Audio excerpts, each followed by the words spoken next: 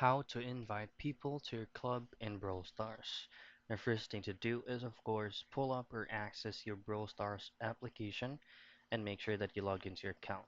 And before that, you also have to make sure that you're currently running the latest version of the application so that we don't have any problems in the future.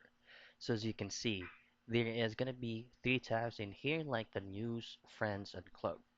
So club right now is disabled because if we tap on that, you need to unlock at 400 trophies first. So if you already have more than 400 trophies, all you have to do is just simply tap the club icon right here, and then you'll have to create your own club or your guild for you to be able to invite people freely. Now, once you tap on create club and invite people, you will be given options to share those links on any of the available social media platforms that you have in your phone.